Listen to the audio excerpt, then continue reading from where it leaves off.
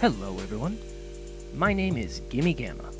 I'm here today with a simple goal to help you in the world of color and DaVinci Resolve. In today's episode, we're going to go over the round-trip workflow, receiving an edit from the editor and coloring, then returning it back to the editor. In the post-production world, there are lots of people involved. You have editors, sound engineers, colorists, VFX artists, and everyone else in between. You need a way to send your project to everyone involved so that they can do their part and collectively work to achieve a final product. This is where the round-trip workflow comes in handy. The round-trip workflow is a way for projects to be exported in a computer language, then re-imported in the respective software so the specific job can be completed. You have many different file types, and they are all specific for what you are trying to achieve. You have, for example, a .aaf for sound and a .edl or .xml for video. Both EDL and XML have their uses, and which to use is up to you. When I receive a project from an editor, I always have them export both an EDL and an XML, in case something doesn't transfer properly in the process. The round-trip workflow is not perfect, but it's the best we have, so we work with what we can get. An EDL and an XML are similar in that they're a way for the editor to give you their timeline and for you to open it in DaVinci to do your part. They're different though, so I'll go over some of the differences and how they can be beneficial. An EDL is a single track version of the timeline that your editor is looking at on their end. EDLs only support one track, so if your editor has a messy timeline with loads of tracks, they'll need to drop everything down to a single track, or it won't translate. This is extremely useful for a colorist because we can only see what's on the top track in the timeline that we're coloring, so this is sort of a fail-safe so you don't miss anything while coloring. If you have multiple layers, it's easy to miss a clip because it might be hidden underneath another clip. An XML is a much more complex version of an EDL that supports multiple tracks, as well as sizing changes, time remaps, transitions, effects, etc. The problem with a .xml is sometimes the sizing changes, time remaps, transitions, effects, etc. don't translate if it's something not supported on the other system. Say someone uses some kind of third-party effect. This will not show up for the colorist when they import.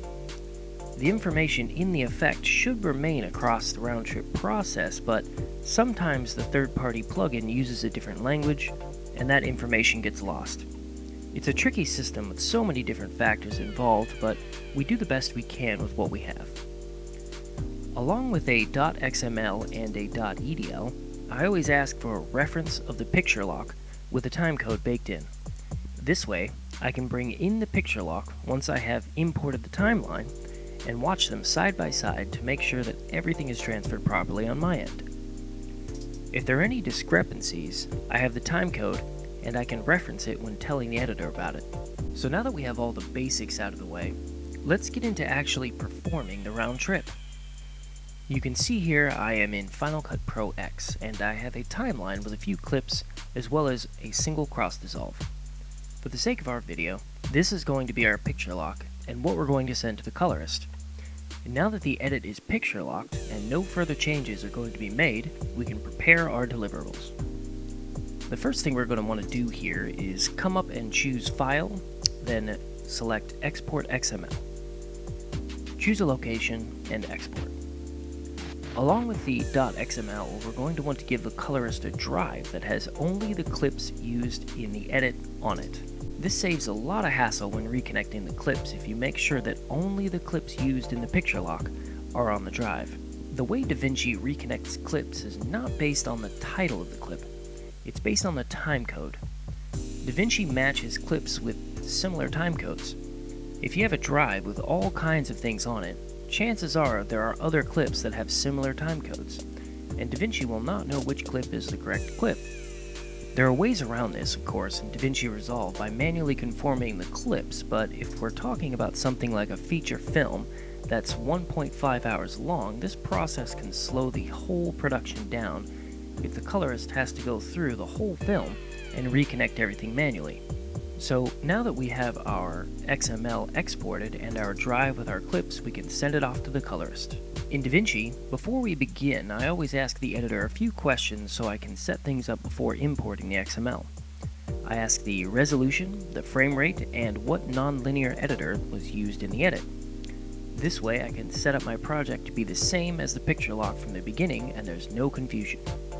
We know that over in Final Cut Pro, the timeline was 4K at 2398 FPS, so that's what we're going to set here in DaVinci.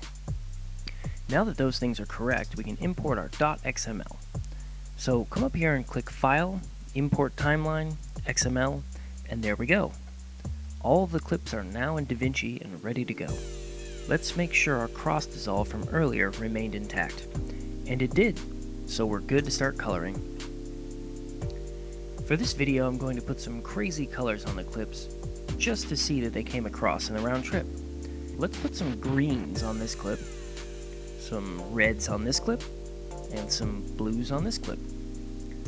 Alright, now that the coloring is done, we need to send this back to the editor so that they can add sound and anything else that needs to be put into the film for final delivery.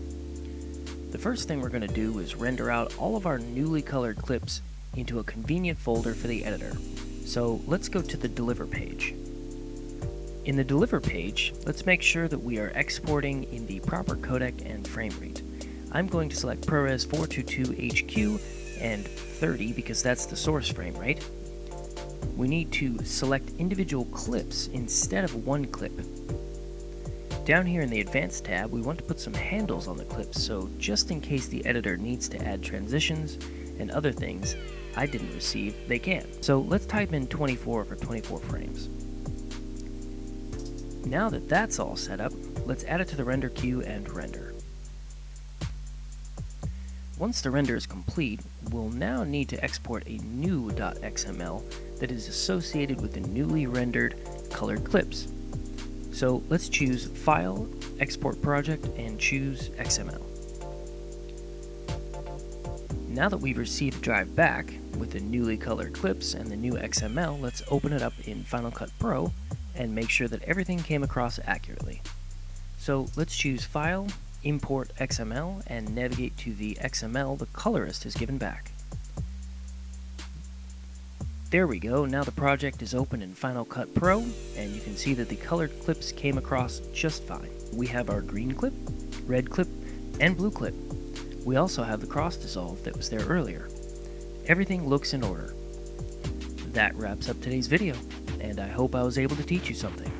If you have any questions, feel free to ask down in the comments section so I see them.